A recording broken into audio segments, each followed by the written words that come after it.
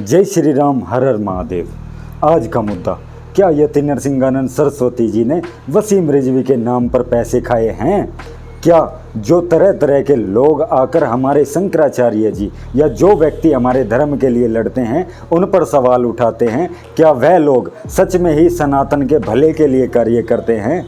क्या कुछ भी आरोप लगा देने से हमारे शंकराचार्य जी या हमारे कोई भी संत समाज का व्यक्ति गलत सिद्ध हो जाता है? तो आज चर्चा करेंगे इन्हीं बातों को लेकर पूरे के पूरे सत्य और तथ्य के साथ। तो वीडियो को एंड तक पूरा ज़रूर देखना और देखने के साथ साथ अपना दिमाग खोलकर इस वीडियो को समझने का भी कार्य करना। जैसे कि पिछले कुछ सालों में हमारे देश में धर्म के लिए लड़ने वाले हर एक व्यक्ति धीरे धीरे करके ख़त्म कर दिए गए हैं, चाहे इसमें कोई भी व्यक्ति हो या कोई भी वह व्यक्ति जो केवल और केवल हमारे धर्म की बात करता है या हमारे धर्म के लिए लड़ता है, या तो उनकी छवि खराब करके उन्हें चुप करा दिया जाता है या उनकी छवि खराब करके सनातनियों के दिलों से उनको सपोर्ट करने का भाव ही ख़त्म कर दिया जाता है। तो आज चर्चा करेंगे पूरे विषय को लेके। इससे पहले बात करते हैं इस मुद्दे पर कि हमारे संतों को, हमारे धर्माचार्य को, हमारे मठों को हमारे पैसे की हमारी क्यों आवश्यकता पड़ती है। तो चलिए आरंभ करते हैं। तो मेरे भाइयों, जिस प्रकार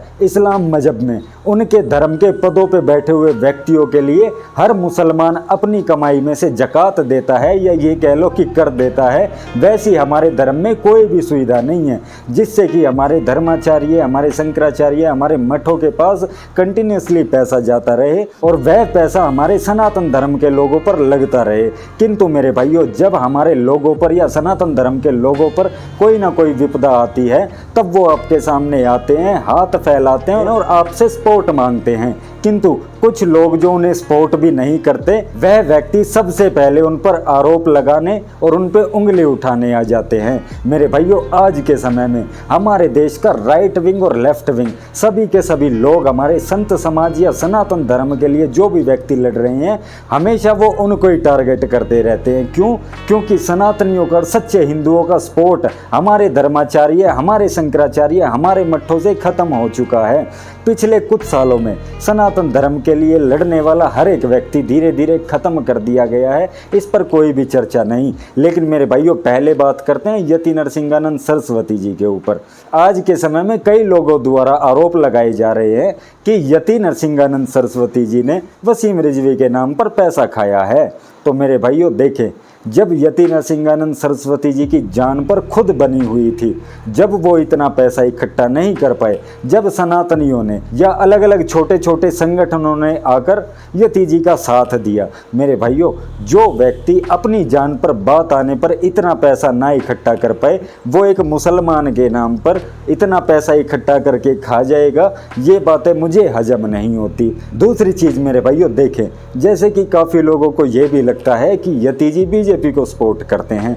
भाई, वो बेशक बीजेपी को सपोर्ट करते रहे, लेकिन जब बात आती है सनातनियों की, बात आती है धर्म की, तो वो बीजेपी के खिलाफ भी बोलते हैं। लेकिन जो कुछ हमारे संत समाज के लोग नेताओं के चमचे बने हुए हैं, उससे उनका क्या फ़ायदा होता है हमें नहीं पता होता, लेकिन वो कभी भी बीजेपी का विरोध नहीं करते। लेकिन मेरे भाइयों, कुछ संत जो आज धर्म से ऊपर नेताओं के चमचे बने हुए बैठे हैं, ये यति नरसिंहानंद सरस्वती जी या हमारे शंकराचार्य जी पर या हमारे मठों पर तो सवाल उठा देंगे, लेकिन ये कभी भी नहीं पूछेंगे हमारे नेताओं से कि योगी जी आपने 400 कुछ करोड़ रुपए मुसलमानों को मदरसों के लिए दे दिए, क्या हिंदुओं का कोई अधिकार नहीं था? जैसे कि यूपी में 20% भी मुसलमान नहीं हैं और उनको 400 कुछ करोड़ रुपए दे दिए जाते हैं, क्या उसका डबल भी, जबकि सनातनी 80% के आसपास हैं यूपी के अंदर, क्या उसका डबल भी अगर ये सनातन के गुरुकुल पे खर्च कर देते तो हमें भी बड़ी खुशी होती योगी जी को लेकर। लेकिन नेताओं के चमचे बने हुए संत इस पर कभी भी सवाल नहीं उठाएंगे।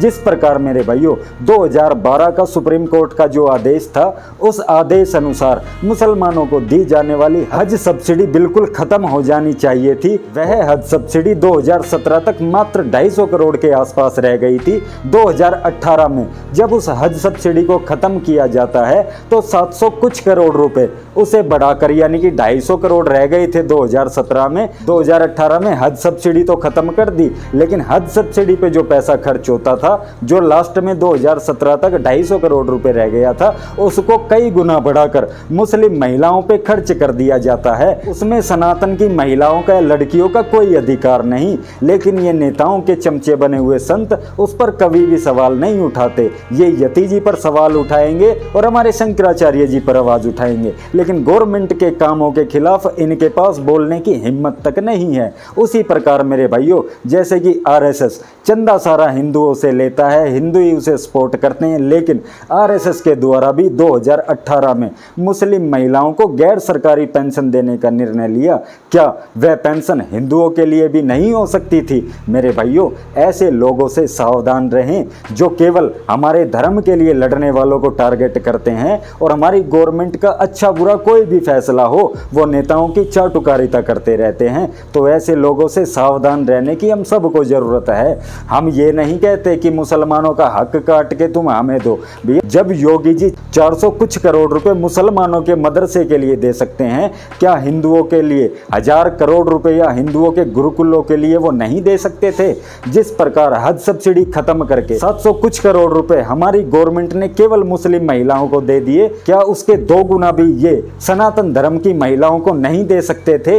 या जिस प्रकार आरएसएस मुस्लिम महिलाओं के लिए पेंशन जारी करती है, क्या ये सनातनी महिलाओं के लिए नहीं कर सकती थी? मेरे भाइयों, मुझे खुशी है कि जो आप संत समाज को या हमारे धर्म के लिए लड़ने वाले लोगों को पैसा देते हो, कम से कम वो पैसा हमारे धर्म के लोगों ने ही तो खाया है। मुझे इसमें भी खुशी है। लेकिन मेरे भाइयों, जो पैसा सनातनी अपनी कमाई में से अपनी गवर्नमेंट को देते हैं, क्या वह पैसा केवल मुसलमानों के लिए खर्च होना सही है? क्या हमारे देश में मुसलमान 20% तक होने के बावजूद भी हर गवर्नमेंट स्कीम में उनको 30 से 35% तक की सुविधा दी जाती है? क्या ये कार्य सही है? अगर यति जी और हमारे शंकराचार्यों पर या हमारे मठों पर ऐसे लोग आवाज उठाते हैं, तो मैं ऐसे संतों से हाथ जोड़कर प्रार्थना करूंगा, सवाल उठाओ हमारी गवर्नमेंट पर भी कि वो क्यों केवल मुसलमानों को सपोर्ट करती जा रही है। क्या सनातनी हमारी बहनों का या सनातनियों का या सनातनी महिलाओं का हमारी गवर्नमेंट या हमारी गवर्नमेंट के पैसे पर कोई अधिकार नहीं है?